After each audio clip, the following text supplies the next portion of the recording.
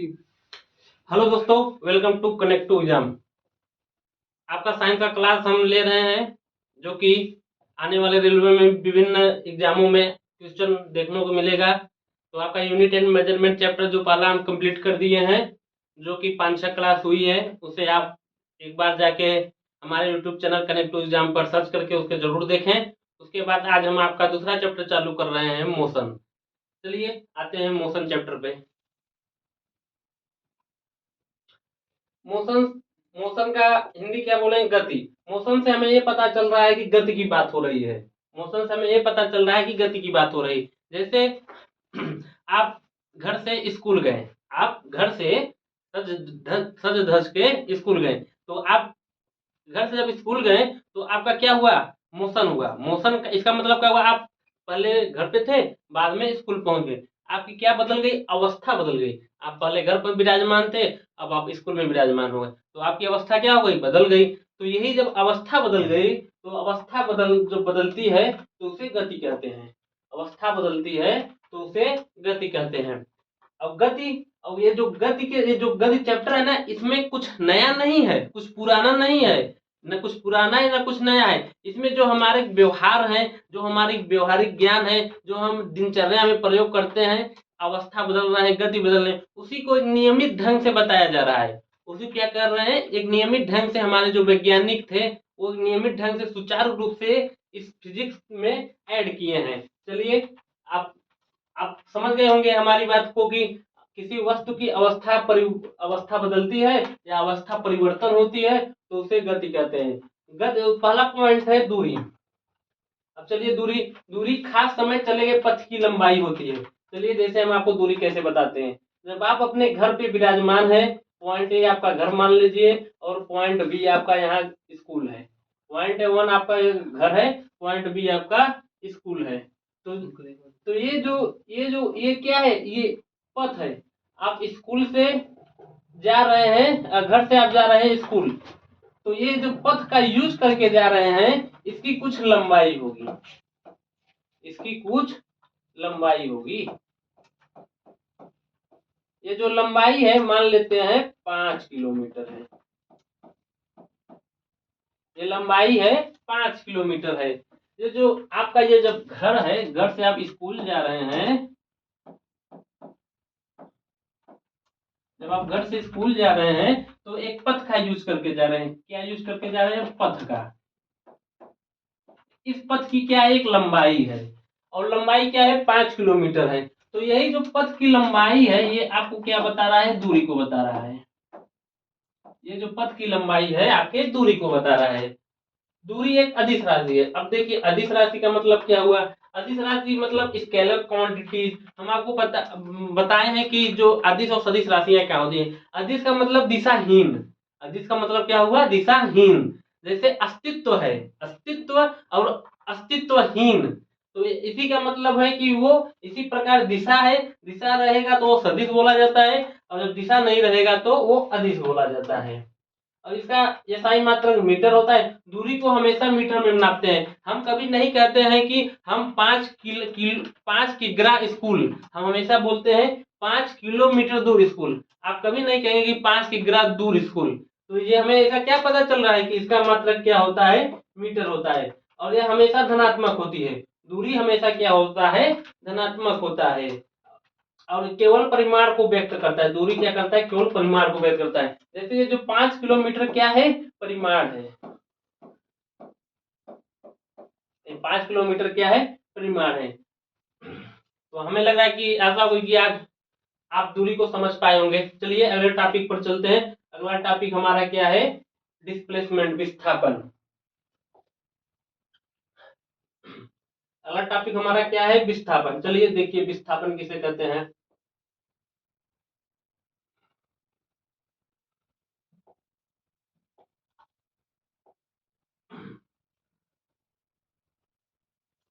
वस्तु की प्रारंभिक स्थिति तथा अंतिम स्थिति के बीच की यहाँ न्यूनतम दूरी होना चाहिए। यहाँ क्या होना चाहिए? न्यूनतम दूरी।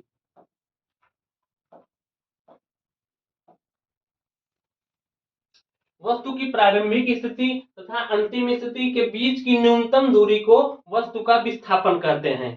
अब यहाँ देखिए एक पॉइंट लग गया न्यूनतम दूरी, और देखिए क्या लिखा है, विस्थापन एक सदिश राशि है। मतलब हमें यहाँ से ये मालूम चल रहा है कि विस्थापन की एक दिशा भी होती है। विस्थापन का SI मात्रक मीटर है।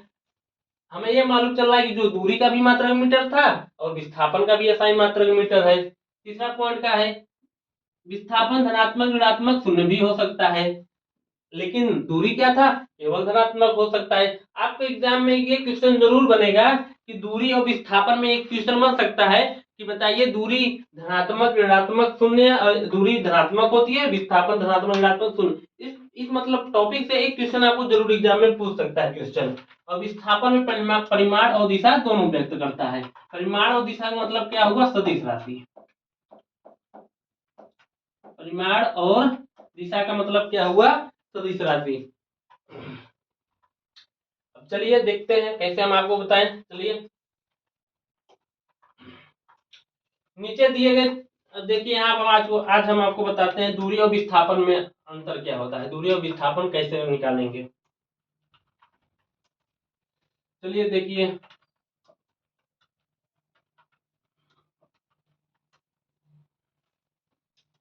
ये पॉइंट ए है, ये पॉइंट बी है। जो पॉइंट ए है आपका मान लीजिए घर है, पॉइंट ए है आपका मान लीजिए घर है, और जो पॉइंट बी है ये मान लीजिए आपका यहाँ स्कूल है। आप नहा धो के घर से एकदम बढ़िया से सुबह सुबह 8 बजे स्कूल चल दिए, तो आपने पॉइंट ए से और पॉइंट घर से पॉइंट बी जो है स्कूल की तरफ गए, तो कुछ आपने यहाँ देखिए डिस्टेंस तय की, कुछ आपने ये आपका रास्ता है, कुछ डिस्टेंस तय की। हम एक मान लेते हैं इसकी लंबाई 3 किलोमीटर है और इसकी लंबाई 4 किलोमीटर है। इसकी लंबाई 3 किलोमीटर, इसकी लंबाई 4 किलोमीटर है। तो विस्थापन का फार्मूला क्या था कि किसी वस्तु की प्रारंभिक और अंतिम अंतिम जो किसी वस्तु की प्रारंभिक और अंतिम बीच की जो न्यूनतम दूरी है उसे विस्थापन कहते हैं।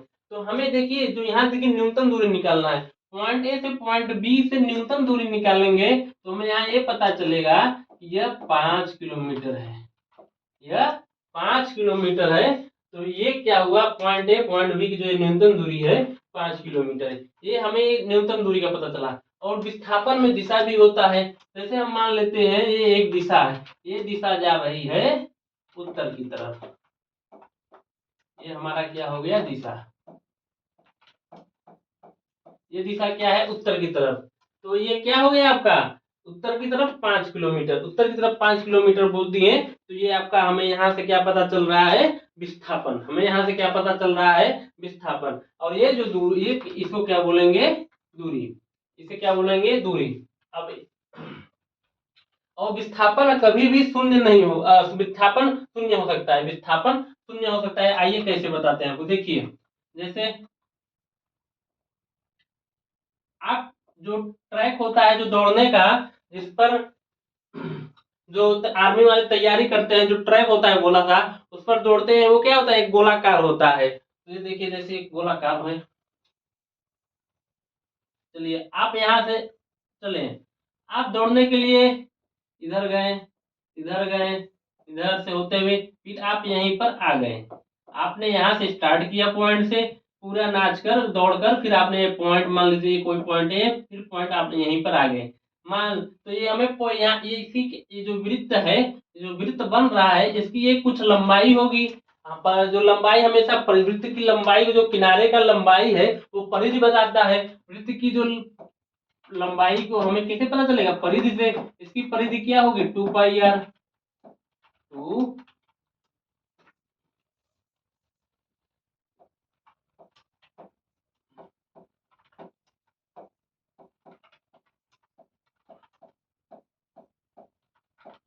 इसकी हमें क्या 2πr। ये जो 2πr है हमें ये क्या बता रहा है, लंबाई बता रहा है, लंबाई बता रहा है। तो ये क्या हो गया, दूरी।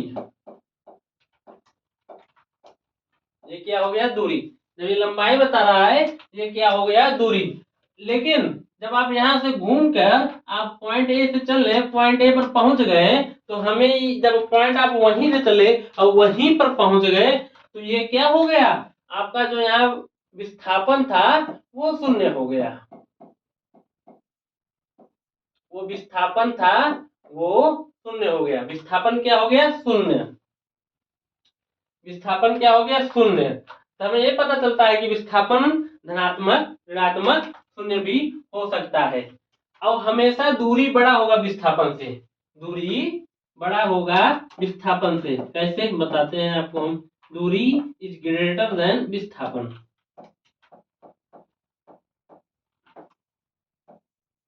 दूरी इज ग्रेटर देन विस्थापन। देखिए कैसे, अब देखिए दूरी यहाँ टोटल हम जोड़ेंगे, यहाँ कितना दूरी बन रहा है, यहाँ देखिए दूरी हम ले रहे हैं, दूरी बराबर 3 + 4 बराबर 7।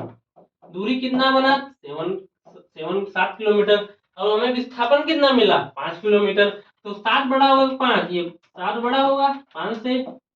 हमें यहाँ से यह प्रतीत हो रहा है कि दूरी इज ग्रेटर देन विस्थापन। Distance is greater than displacement, distance is greater than displacement. और एक और बात है, दूरी हमेशा विस्थापन के बराबर होती है, दूरी हमेशा विस्थापन के बराबर होती है। देखिए कैसे, ये पॉइंट ए है, पॉइंट बी है। जब पॉइंट ए से पॉइंट बी के तरफ गए, ये आपका मान लीजिए 5 किलोमीटर है। 5 किलोमीटर ये आपका दूरी भी बता रहा है, ये आपका विस्थापन भी बता रहा है। अगर हम यहाँ बोल दे 5 किलोमीटर तो ये केवल दूरी बताता है। अगर हम 5 किलोमीटर पूरब बोल दें, 5 किलोमीटर पूरब बोल दें, तो हमें यहाँ दिशा की भी जानकारी हो गई, तो इसलिए ये विस्थापन भी हो गया। तो हमें यहाँ पता चल रहा है कि दूरी इज इक्वल टू विस्थापन, दूरी इज इक्वल टू विस्थापन। हमें यहाँ से पता ये चल गया, दूरी इज इक्वल टू विस्थापन। दूरी बराबर होता है विस्थापन के, दूरी बड़ा होगा विस्थापन के, विस्थापन से। और देखिए जैसे आप लिफ्ट में चढ़ रहे हैं, लिफ्ट में बैठ गए और 10 तल्ले का घर है, बिल्डिंग है। आप बिल्डिंग में लिफ्ट में नीचे बैठ, ग्राउंड फ्लोर पर बैठे और ऊपर 10 तल्ले पर पहुंच गए। फिर आप जब 10 तल्ले से नीचे आए, कुछ काम करके फिर वापस चले आ गए, तो अब देखिए आपका दूरी कितना हुआ, 10 तल्ला गए और 10 तल्ला वापस आए, तो आपकी दूरी क्या हो गई, 20 तल्ला। आपकी दूरी 10 तल्ला गए हैं और 10 तल्ला वापस आए, तो आपकी दूरी यहाँ क्या हो गई, 20 तल्ला। लेकिन आपका जो विस्थापन है वो आपका 0 हो गया, जो विस्थापन है आपका 0 हो गया। आप नीचे से ऊपर गए, फिर आप नीचे पर आ गए, नीचे ही आ गए, तो यहाँ यहाँ ये मालूम हमें पड़ रहा है कि यहाँ विस्थापन 0 हो गया और दूरी 20 तल्ला हो गया, इसलिए दूरी हम शून्य है और विस्थापन शून्य है, दूरी 20 है। तो यही कुछ टॉपिक था मेन मेन जो आपको एग्जाम में पूछ सकता है कि दूरी और विस्थापन में दूरी बड़ा होता है कि विस्थापन की, विस्थापन बड़ा होता है कि दूरी। आप लोग इसका स्क्रीनशॉट ले लीजिएगा। हमें आशा होगा कि आप लोग समझ गए होंगे टॉपिक को। चलिए चलते हैं, अगला देखते हैं क्या है। देखिए एक क्वेश्चन आया है, एक पिंड द्वारा 23 मीटर त्रिज्या तथा 144.51 मीटर परिध वाले वृत्ताकार पथ पर एक चक्कर लगाता है तो दूरी और विस्थापन क्या है। ऐसे आपको एग्जाम में क्वेश्चन देखने को मिलेगा। त्रिज्या दे दी गई, कोई पिंड है, पिंड क्या है, वृत्ताकार है, पिंड क्या है, वृत्ताकार है, पिंड क्या है, वृत्ताकार है। इसकी त्रिज्या क्या है, 23 मीटर है, त्रिज्या मतलब रेडियस,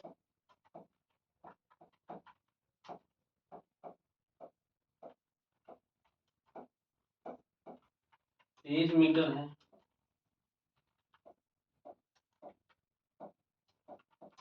त्रिज्या क्या है, 23 मीटर है।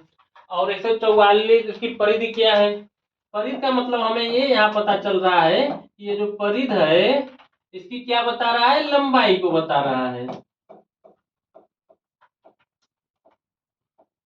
परिधि क्या बता रहा है, इसकी लंबाई। जैसे ये हो गया, ये पूरा ये लेते हुए जब आप यहाँ पॉइंट, आप ए से चले पॉइंट यहाँ पर आप आ गए, यहाँ से स्टार्ट करके ये आपकी परिधि हो गई। तो इसमें पूछ कर रहा है क्वेश्चन में, वृत्ताकार पथ एक चक्कर कोई व्यक्ति, मान लीजिए हम एक चक्कर लगा के आ गए यहाँ पर, तो दूरी और विस्थापन क्या है। तो हमें देखिए आप लोग, दूरी जो है, दूरी तो आपका ये हो गया, परिधि हमें दूरी बताता है, परिधि हमें दूरी बताता है, लेकिन यहाँ विस्थापन देखिए शून्य हो जाएगा। विस्थापन क्या होगा, शून्य हो जाएगा, क्यों, आप यहीं पर थे फिर घूमकर यहीं पर चले आए, तो विस्थापन क्या हो गया, शून्य। तो आप, हमें ऐसा होगा, आप लोग क्वेश्चन समझ पाए होंगे कि एक पिंड 23 मीटर त्रिज्या वाले 144.51 मीटर परिधि वाले वृत्ताकार पथ पर एक चक्कर लगाता है, तो दूरी और विस्थापन क्या होगा। तो आप आंसर इसका क्या होगा, दूरी तो यही परिधि होगा और विस्थापन शून्य होगा। विस्थापन क्या होगा, शून्य होगा। अब देखिए दूसरा क्वेश्चन है, अगर किसी वस्तु को 5 मीटर ऊंचाई तक फेंका जाता है और वस्तु पुनः पूर्वावस्था में आ जाता है, तो दूरी और विस्थापन क्या है। चलिए देखते हैं क्वेश्चन को।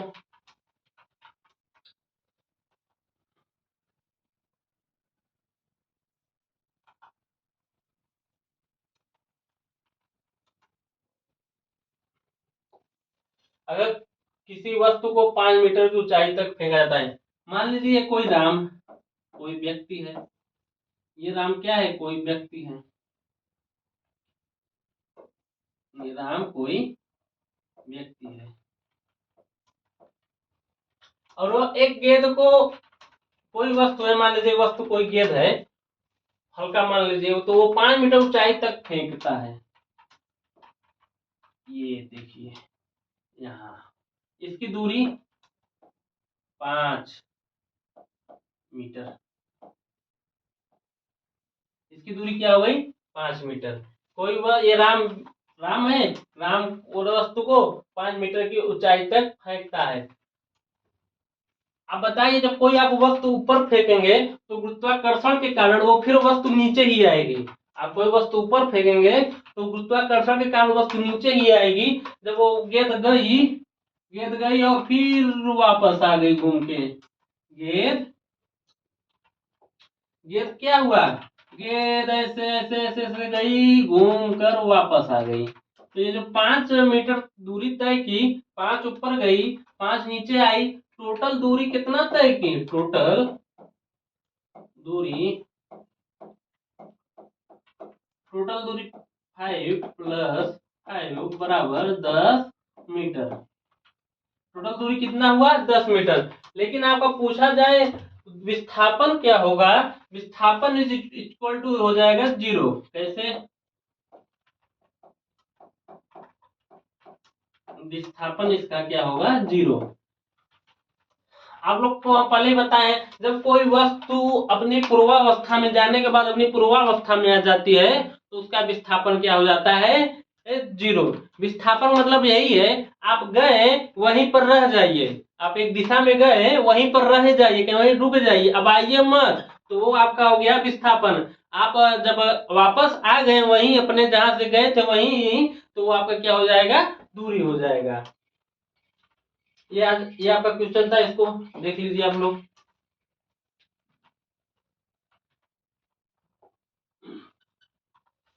चाल क्या है, चाल, यहाँ स्पीड होना चाहिए।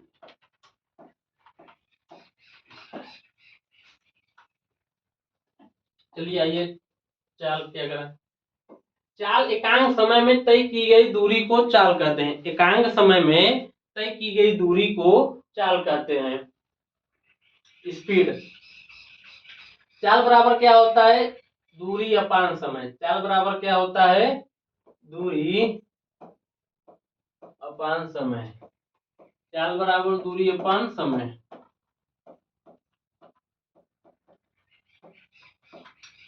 दूरी का मात्रक क्या होगा, मीटर, और समय का मात्रक क्या होगा, सेकेंड। तो इसको हम कैसे लिख सकते हैं, मीटर प्रति सेकेंड। इसकी अगर बीमा लिखे तो बीमा क्या होगी, एम का क्या होगा, मीटर इसका लंबाई, लंबाई का यल अक्षर लेते हैं तो ये यल होगा। समय, समय मतलब टाइम, टाइम इसका क्या होगा, टी होगा। तो ये क्या होगा, ये नीचे है तो ऊपर जाने पर यहाँ -1 हो जाएगा, एल टी के पावर -1। आपको ऐसे भी मिल सकता है एग्जाम में, एम एल टी, तो यहाँ एम के ऊपर क्या होगा 0, टी के ऊपर -1। आपसे एग्जाम में बीमा भी पूछ सकता है कि चाल की बीमा क्या है, विस्थापन की बीमा क्या है। तो हमें यहाँ पता चला है कि इसका एसआई मात्रक मीटर होता है, यह एक अदिश राशि है। क्योंकि यह दूरी एक अदिश राशि है तो चाल भी एक क्या है, अदिश राशि है, मतलब दिशाहीन है, और यह धनात्मक या शून्य हो सकता है। दूरी क्या होगा, धनात्मक या शून्य हो सकता है। जब गए ही नहीं तो दूरी ही नहीं, तो चले गए तो धनात्मक। ये आपका है चाल, दूरी पे ही आधारित आपकी चाल है।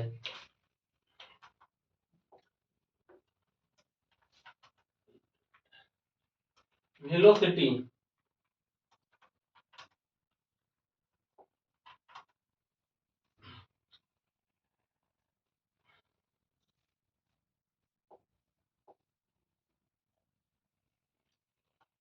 एकांक समय में तय किए गए विस्थापन को वेग कहते हैं। एकांक समय में तय किए गए विस्थापन को वेग कहते हैं। जो चाल है वह दूरी से बना, एकांक समय में चली गई दूरी को चाल कहते हैं, और यही चीज एकांक समय में तय किए गए विस्थापन, तय किए गए विस्थापन को वेग कहते हैं। वेग बराबर होता है विस्थापन अपान समय। वेग बराबर क्या होता है, विस्थापन अपान समय। तो इसका मात्रक देखिए कैसे निकलेगा, विस्थापन अपान समय। तो उसको हम कैसे कर सकते हैं, इसका विस्थापन हो गया, दूरी बता रहा है तो इसको मीटर बोल सकते हैं, समय क्या है, या टाइम सेकंड को बता रहा है। तो इसे हम कैसे लिख सकते हैं, एम प्रति एस, और इसकी बीमा को एल टी के पावर -1, और हम ऐसे भी लिख सकते हैं, यहाँ 0 होगा घात एल टी के पावर -1। जो चाल है, चाल और वेग की बीमा क्या है और मात्रा क्या है, एक समान है। चाल और वेग की चाल और वेग की मात्रा को बीमा एक समान है। चाल एक सदिश राशि है, जैसे दूर वेग एक सदिश राशि है। जैसे उसमें चाल में था, दूरी था, दूरी एक क्या था, अदिश राशि था, और विस्थापन क्या था, एक सदिश राशि था। तो सदिश राशि में देखिए वेग, वेलोसिटी, तो वेग में क्या है, विस्थापन है, इसलिए यह एक सदिश राशि है। जैसे जिस प्रकार विस्थापन धनात्मक ऋणात्मक शून्य, विस्थापन ऋणात्मक धनात्मक ऋणात्मक शून्य भी हो सकता है, उसी प्रकार वेग भी धनात्मक ऋणात्मक शून्य भी हो सकता है। उसी प्रकार वेग भी धनात्मक ऋणात्मक शून्य भी हो सकता है। और औसत वेग बराबर होता है प्रारंभिक वेग प्लस अंतिम वेग अपान 2। जब औसत वेग निकालेंगे, जैसे आप एग्जाम में क्वेश्चन मिल जाएगा, दो वेग दे देगा तो पूछेगा उसका औसत वेग क्या है, तो औसत वेग निकालने के लिए हम पहला वेग लिख लेंगे प्लस उसका दूसरा वेग लिख लेंगे, उसको 2 से भाग दे देंगे, तो हमें उसकी औसत वेग निकल आएगी। उसकी हमें क्या आएगी, औसत वेग निकल आएगी।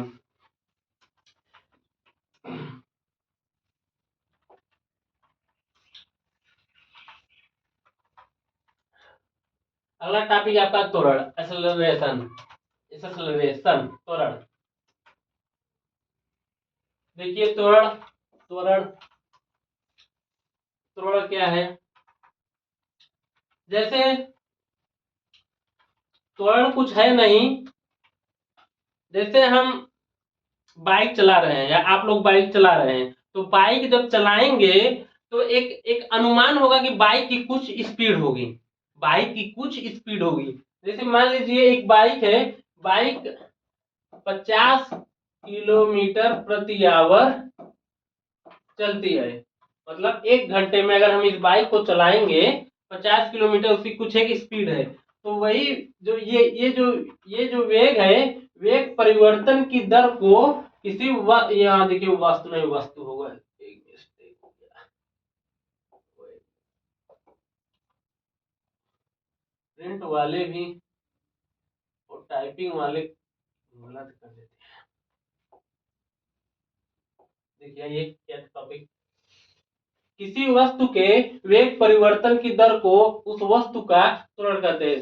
जो उस वस्तु है उसका कुछ वेग होगा, इस वो जो जैसे मान लीजिए 5 मिनट में उस एक वस्तु है वो 50 किलोमीटर प्रति आवर से चल रही है, 50 किलोमीटर प्रति आवर चल रही है, लेकिन ठीक अगले 5 मिनट में वो ब्रेक लगा देता है तो उस बाइक की स्पीड क्या हो जाती है, 30 किलोमीटर प्रति आवर। तो अगले जो 5 मिनट में वह जब ब्रेक लगाएगा, ये जो 5 मिनट है, 5 मिनट में जब वो ब्रेक लगाएगा तो उसकी बाइक की एवरेज क्या हो गई, कम हो गई। यहाँ बाइक थी 50 किलोमीटर, यहाँ बाइक की क्या थी, 30 किलोमीटर प्रति आवर पे आ गई। ये जो 5 मिनट में इसका जो परिवर्तन हुआ यही त्वरण है। क्या है, ये जो 5 मिनट में 50 से 30 जब अपनी जो बाइक थी उसकी स्पीड 30 आ गई, तो यही 5 मिनट में जो परिवर्तन हो गया ये हमें त्वरण को बताता है। त्वरण को हमेशा ए द्वारा सूचित करते हैं, त्वरण को हमेशा ए द्वारा सूचित करते हैं। इसका SI मात्रा मीटर प्रति वर्ग सेकंड होता है, यहाँ यस मीटर प्रति वर्ग सेकंड स्क्वायर, इसका SI मात्रक मीटर प्रति सेकंड स्क्वायर।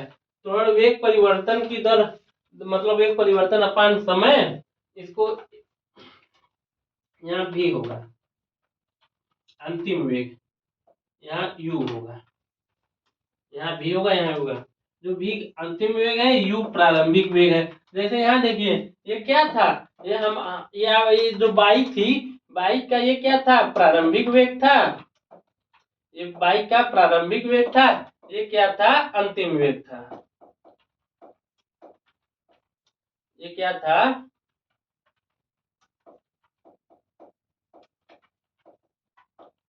अंतिम वेग, और यह प्रारंभिक वेग था। क्या था, अंतिम वेग या प्रारंभिक वेग।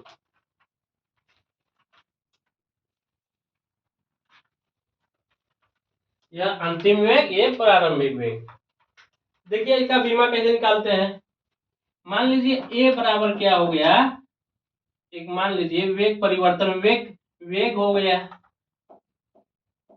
अपान समय हो गया। तो ये जो वेग है, वेग का बीमा, वेग का मात्रक अभी हम आपको बताए मीटर प्रति सेकंड होता है, और समय का क्या होता है, सेकंड होता है। तो ऐसे क्या होगा, तो ये जो मीटर प्रति सेकंड है ये सेकंड स्क्वायर हो जाएगा। ये जब क्या है, मीटर प्रति सेकंड स्क्वायर होगा। और इसकी बीमा क्या होगी, यम बराबर मान लीजिए यम जो हो गया, ये द्रव्यमान को बता रहा है, द्रव्यमान तो है नहीं, लेकिन हमें जीरो, जब कोई जैसे ABCD है, इसमें कोई भी अगर जीरो है तो इसका मान क्या होगा, 1 होगा।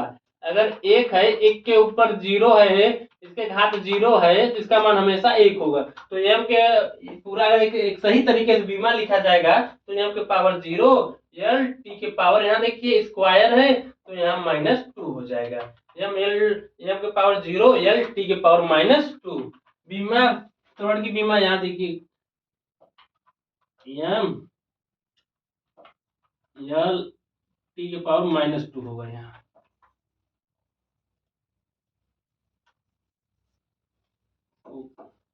इसकी बीमा क्या होगी, एम की पावर 0 एल टी के पावर -2।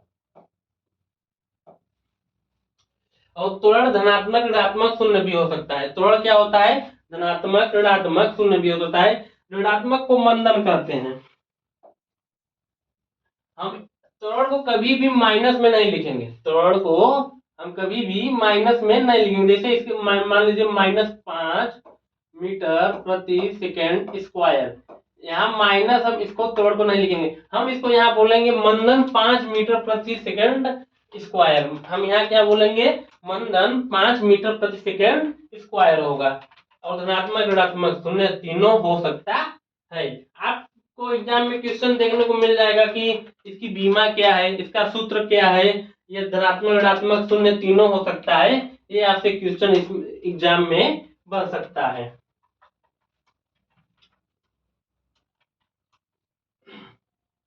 चलिए अगले टॉपिक पर।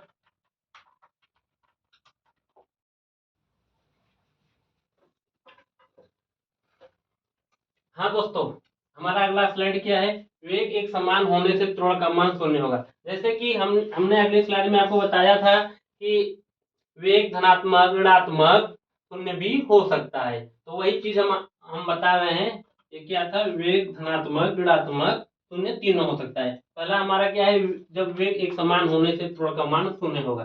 चलिए अब देखते हैं वेग एक समान हमारा कैसा होगा।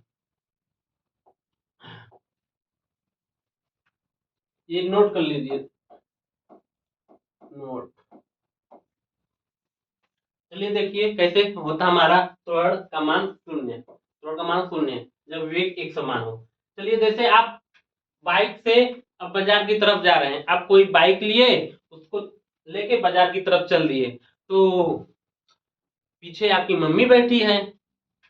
मम्मी बैठी है तो मम्मी को आप धीरे धीरे लेके जाएंगे, उड़ा के तो जाएंगे नहीं, तो मम्मी के डर से आपकी बाइक धीरे धीरे जाएगी। तो आपकी बाइक मान लीजिए हम 20 मीटर पर सेकंड से चल रही है। जो वेग है बाइक का, आपका वेग क्या है, 20 मीटर पर सेकंड। 20 मीटर पर सेकंड बाइक का वेग क्या है, 20 मीटर पर सेकंड। और ठीक हमने देखा 10 सेकंड बाद कि आपकी बाइक की स्पीड 20 मीटर पर सेकंड बनी ही है। तो ये क्या हो गया, प्रारंभिक वेग हो गया, ये अंतिम वेग हो गया। ये प्रारंभिक वेग हो गया, ये अंतिम वेग हो गया। अभी आप बाजार नहीं पहुंचे हैं, अभी आप बाजार अब पहुंचेंगे। देखिए कैसे, आप मान लीजिए यहाँ आप बाजार पहुंच गए, लेकिन पता चला आपकी बाइक की स्पीड 20 मीटर पर सेकेंड बनी ही थी।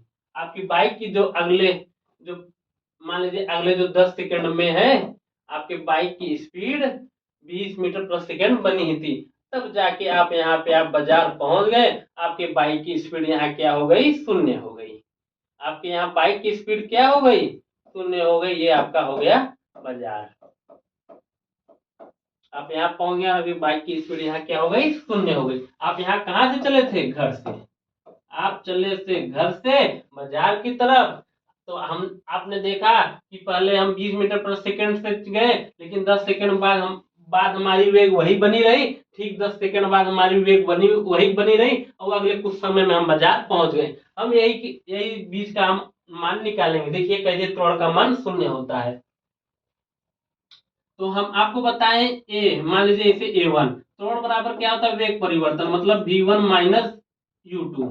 V minus U। तो ये हमारा क्या है, प्रारंभिक। ये हमारा U क्या है, प्रारंभिक वेग है, और V हमारा अंतिम वेग है। तो हम यहाँ V की अंतिम वेग को क्या लिखेंगे, यहाँ 20 लिखेंगे, और प्रारंभिक वेग क्या है, 20 है अपान 10। तो अगर हम यहाँ देखेंगे तो 20 और 20 ये घट जाएगा, तो हमें यहाँ शून्य मिल जाएगा। और यहाँ भाग 10 से अगर कोई शून्य से किसी संख्या से भाग देते हैं, तो उसका मान क्या होता है, 0। अगर कोई 0 है, उसको हम किसी संख्या से भाग देंगे तो उसका मान 0। तो A1 बराबर हमें यहाँ मिल गया शून्य। A1 बराबर शून्य। अब अगले 10 सेकंड में आते हैं। अब ये जो अगला 10 सेकंड है, अगला 10 सेकंड है, ये आपका प्रारंभिक वेग हो गया।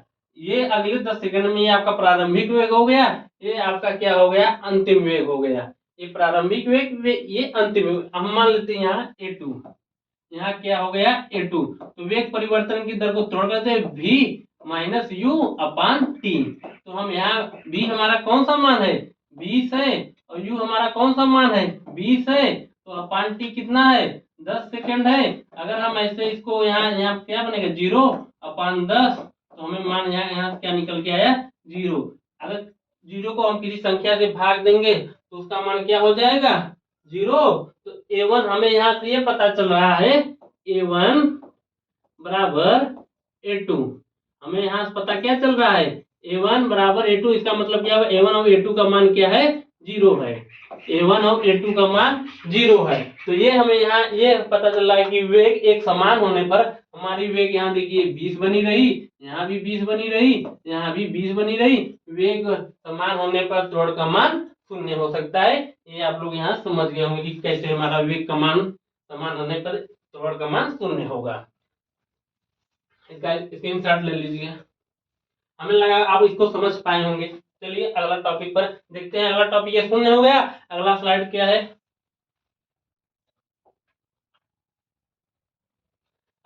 जब वस्तु का वेग एक समान रूप से बढ़ता है, जब वस्तु का वेग यहाँ बढ़ता है, जब वस्तु का वेग एक समान रूप से बढ़ता है, जब वस्तु का वेग एक समान रूप से बढ़ता है तो त्वरण का मान समान रहता है। देखिए कैसे, यहाँ मान लीजिए आप वेग, अब आप स्कूल चल दिए, अब अपनी बाइक से आप उठा के स्कूल चल दिए, तो स्कूल जाएंगे तो बाइक की एक वेग में जाएंगे, मतलब बाइक की एक वेग होगी, बाइक की एक वेलोसिटी होगी। देखिए कैसे, आप स्कूल की तरफ चल दिए, पहले आप 2 मीटर प्रति सेकंड की स्पीड से चल रहे थे, पहले आप क्या हुआ 2 मीटर प्रति स्पीड से चल रहे थे, उसके बाद आप कुछ टाइम बाद आप 4 मीटर प्रति सेकंड से चलने लगे, कुछ टाइम बाद आप 4 मीटर प्रति सेकंड से चलने लगे, अगले जो कुछ टाइम है मान लेते हैं ये आपका टाइम में 2 सेकंड हुआ, ये टाइम 2 सेकंड। अब अगले कुछ समय बाद आप 6 मीटर प्रति सेकंड चलने लगे, अब वो टाइम क्या था, फिर मान लेते हैं हम यहाँ 2 सेकंड। ये जो टाइम है पहले आप चले तो 2 सेकंड में, फिर आप यहाँ देखिए 2 से क्या हुआ, यहाँ देखिए समान वृद्धि हो रही है, यहाँ क्या लिखा है, एक वेग का एक समान रूप से बढ़ना, यहाँ कितना बढ़ रहा है 2, तो यहाँ भी बढ़ा है 2, 2 4 6। अब आप यहाँ पे क्या हुआ, पहुंच गए स्कूल, आप घर से चले पढ़ने के लिए, अब स्कूल पहुंच गए, ये आपकी डिस्टेंस मान लीजिए हो गई। अब इधर देखिए, अब आज अभी हम आपको बताए हैं वेग परिवर्तन की दर को त्वरण कहते हैं, इसे A1 मान लेते हैं, ये मान लेते हैं हमारा पहले ये बताइए प्रारंभिक वेग है, ये क्या है प्रारंभिक वेग, प्रारंभिक वेग को कैसे डिनोट करते हैं U से, और अंतिम वेग को कैसे डिनोट करते हैं B से, तो इसका फार्मूला क्या होता है V minus you upon T, V minus you upon T, तो यहाँ B क्या है 4 है, और U क्या है 2 है, U क्या है 2 है, तो और T क्या है 2 है, तो यहाँ 4 में से 2 घटेगा तो 2 ही बचेगा अपान 2, तो यहाँ इसका मान क्या हुआ 1, हमें यहाँ A1 निकल के क्या आया 1, और इसका मात्रक क्या होगा मीटर प्रति सेकेंड स्क्वायर, मात्रक क्या हुआ मीटर प्रति सेकेंड स्क्वायर। अब यहाँ देखिए, अब ये जो अगले 2 सेकंड में परिवर्तन हुआ उसके लिए ये प्रारंभिक वेग हुआ, और यहाँ इसके ये अंतिम वेग हुआ, ये क्या हुआ अगले 2 सेकंड परिवर्तन हुआ, ये प्रारंभिक वेग हुआ, ये अंतिम वेग हुआ। इधर देखिए, तो ए मान लेते हैं यहाँ A2, यहाँ मान लेते हैं A2, तो अंतिम वेग क्या है V है माइनस यू अपान टी, तो यहाँ अंतिम वेग क्या लेते हैं 6 है, और प्रारंभिक वेग 4 है, तो इसको समय कितना लग रहा है 2, तो यहाँ देख रहे हैं 2 अपान 2, तो हमें यहाँ मान निकल के आया 1 मीटर प्रति सेकेंड, 1 मीटर प्रति सेकेंड स्क्वायर, यहाँ स्क्वायर होगा 1 मीटर प्रति सेकेंड स्क्वायर। तो हमें यहाँ से यह मालूम चल रहा है A2 है, हमें यहाँ से यह मालूम चल रहा है जब वस्तु का वेग एक समान रूप से बढ़ता है तो त्वरण का मान समान रहता है, A1 बराबर A2, A1 बराबर A2, A1 बराबर A2। जब वस्तु एक वेग एक समान रूप से बढ़ता है तो त्वरण का मान समान रहता है। तो आप समझ पाए होंगे कि ऐसे आपको एग्जाम में पूछ सकता है कि जब वस्तु का वेग एक समान रूप से बढ़ता है तो क्या बढ़ता है, त्वरण बढ़ता है, घटता है कि शून्य होता है, ऐसे एग्जाम में आपको क्वेश्चन देखने को मिलेगा। चलिए अगले स्लाइड पर, अब इसके स्क्रीनशॉट ले लीजिए।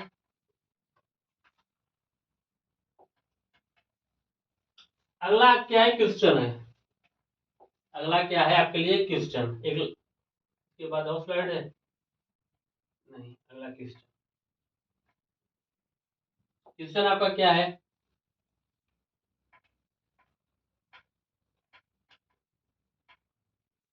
विरामावस्था से राहुल अपनी साइकिल से चलना शुरू करता है, क्या देखिए आप पॉइंट पकड़िए, क्या पूरा विरामावस्था, विरामावस्था से राहुल अपनी साइकिल को चलाना शुरू करता है और 30 सेकंड में 6 मीटर प्रति सेकंड का वेग प्राप्त करता है, 30 सेकंड में 6 मीटर प्रति सेकंड का वेग प्राप्त करता है, वह इस प्रकार से वेग लगाता है कि साइकिल का वेग अगले 5 सेकंड में कम होकर 4 मीटर प्रति सेकंड हो जाता है। दोनों स्थितियों में साइकिल के त्वरण की गणना कीजिए। देखिए यहाँ दो स्थिति बन रही है, इस क्वेश्चन में दो स्थिति बन रही है, एक प्लस की एक माइनस की। एक आपका प्लस होगा वो त्वरण को धनात्मक दिखाएगा, एक यहाँ ऋणात्मक दिखाएगा। जो जब त्वरण ऋणात्मक होगा तो उसे मंदन कहते हैं, जब त्वरण आपका ऋणात्मक होगा तो उसे मंदन कहते हैं। देखिए आइए आप क्वेश्चन को सॉल्व करते हैं, देखिए कैसे होगा ये क्वेश्चन सॉल्व। विरामावस्था से राहुल अपनी साइकिल से चलना शुरू करता है। मान लीजिए राहुल एक अच्छा सा स्टूडेंट है जो अपने सुबह सुबह उठ के साइकिल से चल दिया स्कूल, साइकिल से चल दिया स्कूल। अब देखिए साइकिल से जब स्कूल जाने लगा तो उसकी प्रारंभिक वेग क्या थी, जब वो घर से चला तो प्रारंभिक वेग किसे कहते हैं, यू से, तो उसकी क्या थी, 0 थी। प्रारंभिक वेग यू उसकी 0 थी। अब अगले 30 सेकंड में तुरंत घर से निकला, जैसे 30 सेकंड बीता उसकी वेग 1 2 3 4 5 6 पे आके रुक गई। उसकी वेग अगले जो 30 सेकंड 30 सेकंड है उसकी वेग 6 की स्पीड से अब जाने लगा धोने से। चलिए अब जब वो जाने लगा तो उसकी स्पीड क्या है यहाँ, तो ये अंतिम वेग हो गया। तो अगला 30 सेकंड में उसका वेग भी क्या है, अंतिम वेग। तो मतलब अगले 30 सेकंड में उसका वेग में परिवर्तन हो गया, अगले 30 सेकंड में उसका वेग 0 से 6 मीटर प्रति सेकंड हो गया। तो ये क्या दर्शा रहा है, ये इसका अंतिम वेग है 30 सेकंड के लिए, ये अंतिम वेग या प्रारंभिक वेग। और हमें यहाँ समय भी दिया है जिसे टी लेते हैं, टी क्या है, 30 सेकंड। तो हम आपको फार्मूला बताए हैं वेग। यहाँ देखिए त्वरण पूछ रहा है, त्वरण बराबर क्या होता है, मान लीजिए A1 ले लेते हैं, दो त्वरण निकलेगा। A1 बराबर v minus you upon T, v minus you upon T. तो v हमारा क्या है, v अंतिम वेग है, अंतिम वेग हमारा क्या है, 6 है। और प्रारंभिक वेग क्या हमारा है, यहाँ 0 मीटर प्रति सेकंड है, तो यहाँ 0 रख देते हैं। t क्या है, 30 है, t क्या है, 30 है, 30 सेकंड। तो ये आपका क्या होगा, 6/30।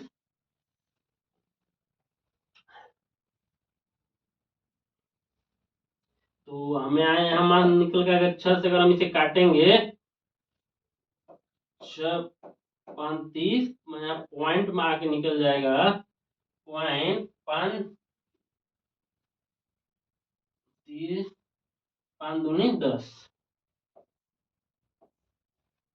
0.2।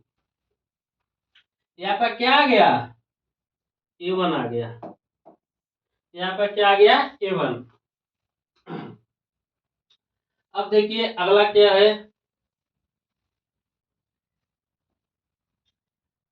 यहां तक हम निकाल लिए क्वेश्चन। अब वह इस प्रकार वेग लगाता है कि साइकिल का वेग अगले 5 सेकंड में कम होकर 4 मीटर प्रति सेकंड हो जाता है। अब इधर देखिए, अब जब 6 मीटर प्रति सेकंड हो गया, जब हम 6 मीटर प्रति सेकंड पे चलने लगे, वो कुछ दूरी 6 मीटर प्रति सेकंड से जाने लगा। लेकिन उसको अब वहां पता ये चलता है कि अगले हम जब 5 सेकंड गए तो हमारा वेग 4 मीटर प्रति सेकंड हो गया। मतलब आप जैसे जैसे चलाते जाते गए 6 मीटर प्रति सेकंड से चल रहे हैं, और 5 सेकंड जैसे बीता तो आपका वेग, ब्रेक लगा दिए, कोई ब्रेकर आ गया तो आपने क्या मार दिया, ब्रेक। जब ब्रेक मार दिया तो आपकी स्पीड क्या हो गई, अब 4 मीटर प्रति सेकंड हो जाती है। तो यहाँ जो प्रारंभिक वेग है, यहाँ प्रारंभिक वेग आपका 6 मीटर प्रति सेकंड हो जाएगा। आपका यहाँ प्रारंभिक वेग 6 मीटर प्रति सेकंड हो जाएगा और अंतिम वेग 4 मीटर प्रति सेकंड हो जाएगा। यहाँ अंतिम वेग 4 मीटर प्रति सेकंड हो जाएगा। और टाइम और समय जो है, समय आपका 5 सेकंड लगा है, समय आपका 5 सेकंड लगा। यहाँ आपका प्रारंभिक वेग ये हो गया, अंतिम वेग ये हो गया, और समय ये हो गया। अब इधर देखिए, आप लोग क्वेश्चन में ध्यान दीजिए। अब यहाँ A1 था, अब ले लेते हैं A2 को। यहाँ ले लेते हैं A2 बराबर ले लेते हैं। अब त्वरण क्या होता है, वेग परिवर्तन, अंतिम दूरी माइनस प्रारंभिक दूरी अपान टी। तो यहाँ अंतिम वेग क्या है, 4 है, प्रारंभिक वेग क्या है, 6 है, अपान समय क्या है, 5 सेकेंड है। तो यहाँ -2 होगा। यहाँ आप देखिए प्लस का मान, प्लस का मान माइनस, माइनस वाला अंक 6 बड़ा है 4 से, तो यहाँ -2 आप लोग इतना जानते ही होंगे।